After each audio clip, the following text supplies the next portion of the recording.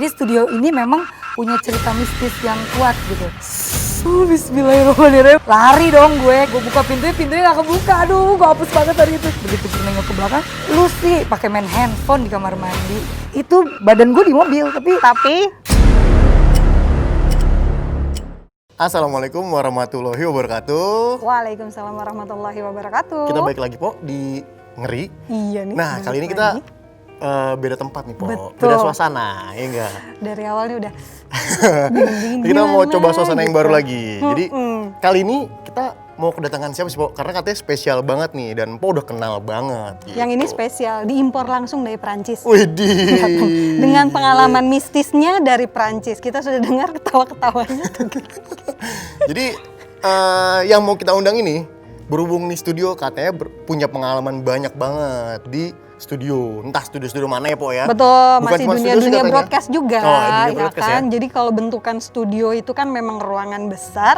Biasanya sama kayak gini nih, bentuk lampunya center ke satu poin, cuma di bagian sudut lainnya tuh gelap. Nah, bagian gelap itu tuh yang kadang-kadang Dan biasanya kalau ruangan-ruangan kayak begini kan nggak selalu ditempatin ya, Po? benar. Katanya sih kosong. biasanya jadi tempatnya mereka. Betul, kita tanya nih sama yang sering kerja di studio. Coba diperkenalkan dulu, Po. Namanya siapa sih, Mbak? Saya Fitri.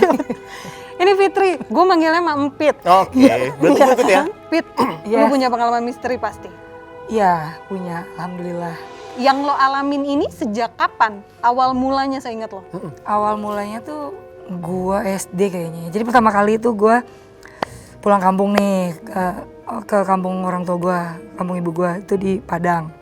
Ceritanya tuh gua ngambek siang bolong, padahal ini siang-siang loh, bukan malam-malam gitu ya. Ini siang-siang gua ngambek.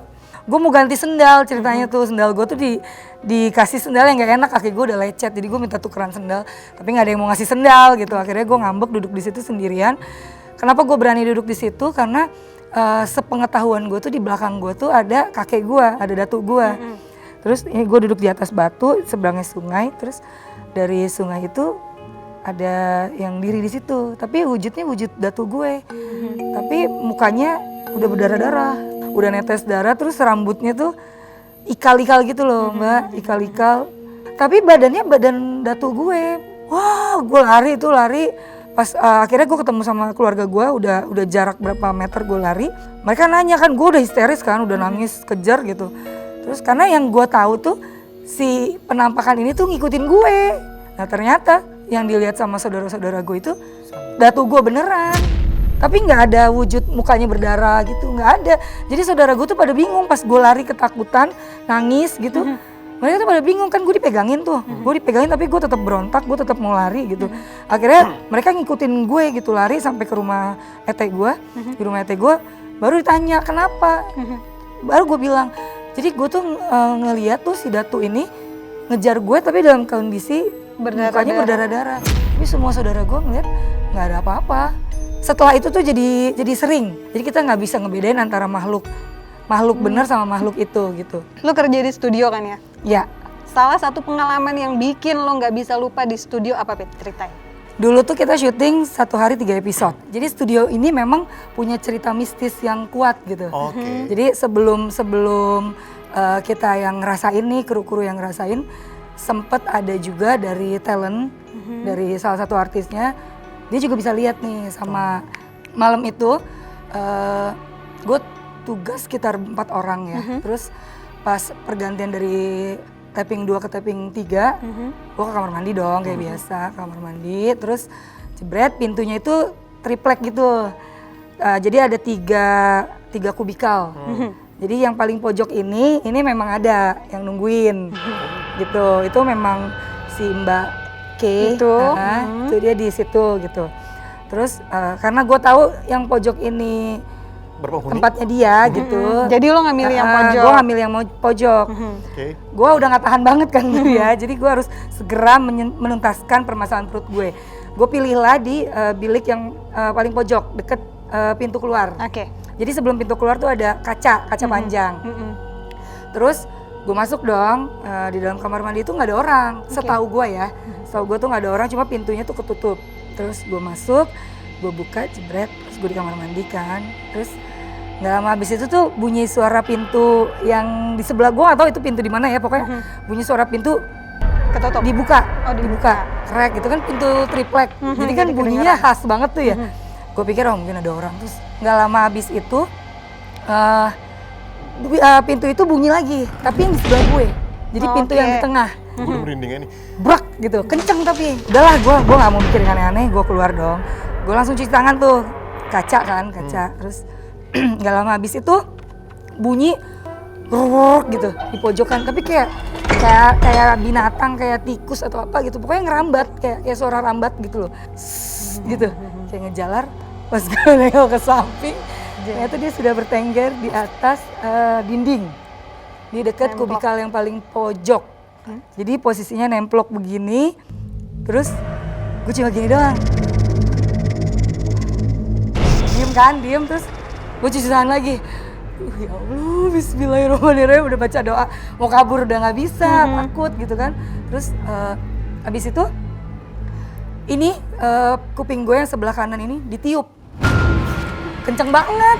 Terus gue langsung, ya udah deh, akhirnya gue ngomong, aduh, gue nggak mau ngapa-ngapain, gue cuma pengen buang air tadi. Itu dari belakang gue nih, badan gue udah panas nih, jadi udah kayak mau meluk gitu. Terus lari dong gue lari, gue buka pintunya nggak kebuka. Aduh, gue hapus banget hari itu. Gue udah bruk gitu, aduh, gue nggak mau nengok ke belakang. Terus mau nggak mau kan gue berusaha untuk membuka pintu itu, otomatis kan pasti pandangan gue nengok ke belakang juga kan. Begitu gue nengok ke belakang, jadi rambutnya tuh udah panjang, ini udah di samping gue, jadi setengah rambutnya itu di samping gue. Terus si mukanya senyum tapi Nakutin. iya kayak apa ya, kayak apa sih, Iya, Mak? iya. Kayak kelelawar gitu. Kayak ya? kelelawar tapi mukanya muka cantik. Gue udah pasrah lah, udah terserah deh lu mau ngapain deh gitu. Gue udah terserah deh lu mau ngapain deh. Terus gue diem aja tuh, Nggak lama habis itu gue coba buka pintu lagi, pintunya kebuka. Pintunya kebuka, udah gue jalan, gue udah mikir, ya udahlah, udah oke, nggak ada apa-apa, udah gue mikirnya gitu. Terus begitu masuk ke ruang make up, salah satu talent ini dia tahu kan nih, gue juga suka ngerasain hal yang aneh-aneh. Gue cerita sama talent ini, tadi gue ngerasain gini nih di kamar mandi. Terus? Kata dia, lu sih pakai main handphone di kamar mandi, kata dia gitu. Jadi kayaknya dia kepancing sama sinar handphone lu gitu. Pengen ikutan rumpi gitu ceritanya. Tuh, dia- catatan tuh, Iya. Cep, Gue makanya. merinding terus Pok, pas dia ngomong Pok. Iyalah. Gila ini parah banget. Kayak yang di situ bukan? Iya. Gila, ini asli. Gue berasa banget dia tuh ngeliatin kita sekarang. Tapi tuh setelah itu dia emang nggak ini apa? Ikut. Kayak nggak udah cuman begitu doang ganggunya. Nah kalau yang si wujud yang kelelawar ini, gue baru sekali ngeliat itu. Tapi itu yang kelelawar itu gue juga pernah lihat di salah satu studio juga, tapi bukan studio yang sama. Studio yang Wujudnya- berbeda lagi, studio tapi yang hampir berbeda. sama wujudnya kayak gitu. Hampir sama tapi dia versi jantannya gitu. Apa ya kalau orang bilang, genderuwo gitu kali ya. Tapi ngegantung. Terus pernah dulu, gue pernah kesurupan, ini percaya nggak percaya tapi emang gue alamin sendiri. Itu 1 kali 24 jam.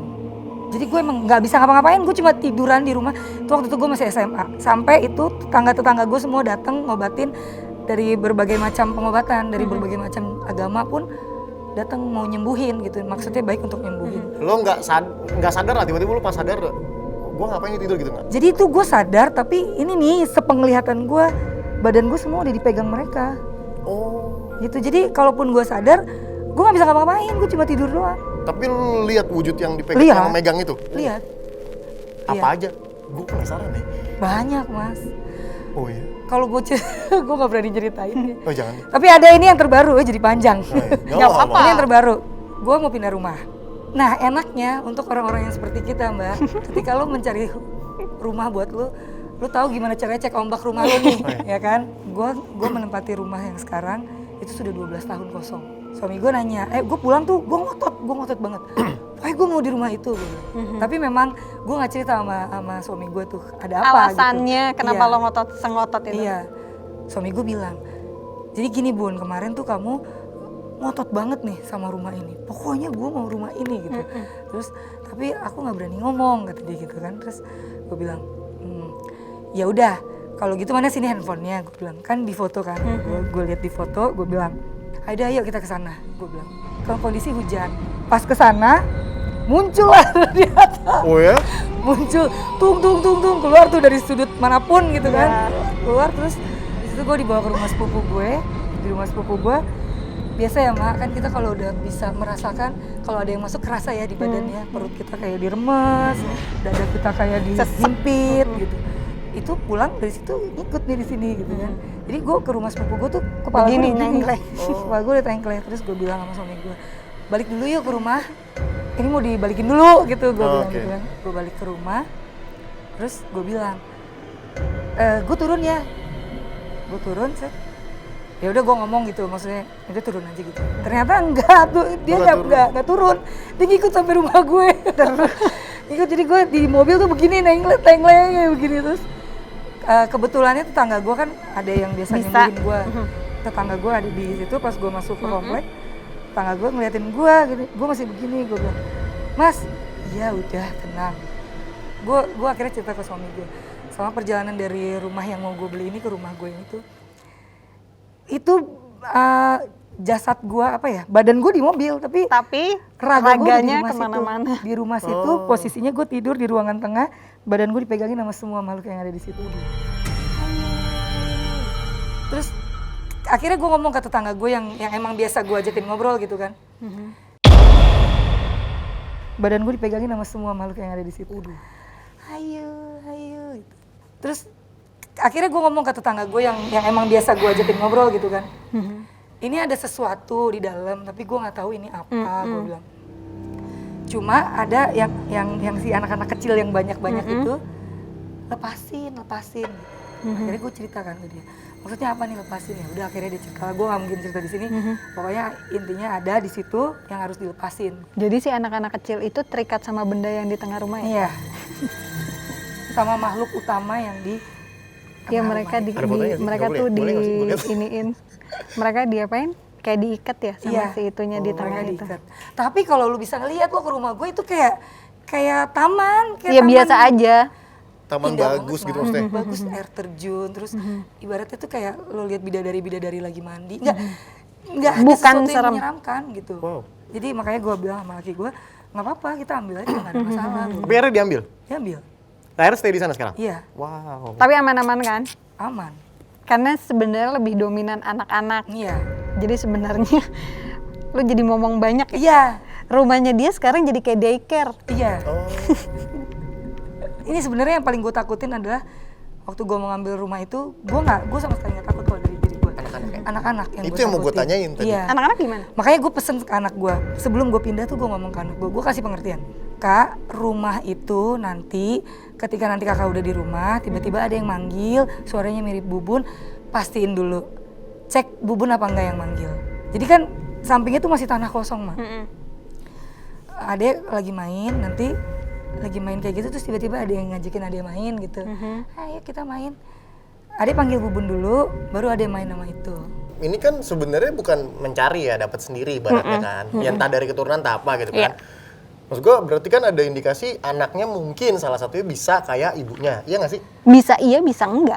Gue pasti habis melahirkan berapa hari, 2 mingguan, gue pasti kesurupan. Yang keluar pasti si nenek yang emang ikut sama gue. Dia mau gendong anak gue, gendong cucunya gitu. Itu dari turunan ya? Keturunan dari nyokap. Tapi jauh. Ya tapi memang apa sih? Mirip ya. Iya kan mirip gue. Tapi ya. versi tua. Versi tua. Ngeri ya ngomongnya. Gue doang yang nggak bisa ngeliat di sini. Ya enggak, kita ngomong Pada di ngeliatin sini. siapa sih? Tapi ngeliatnya nggak ke sini ya? Ngeliatnya kemana? Ngeliatin lu, Mak. Ini dia pada dia tau nggak dia nih yang itu pandangannya kemari, yang ini pandangannya ke situ. Aduh, gua doang merinding doang dari tadi. Waduh, nggak gue pengen Ada yang denger. muter-muter di tempatnya Cepi ya? Iya. Dari tadi gue nggak tega ngomongnya. Tadi ada yang lewat nggak sih di belakang gue? Mau tanya doang. Serius, gue. Dari tadi memang di belakang Cepi ada. Di belakang gue juga banyak nih. Enggak nih tadi di belakang gua pas lu lagi cerita anak lu digendong-gendong. Panas nih punggung saya udah nih, Bu. Bener nggak sih? Ngepit. Nemplok ya, Mak.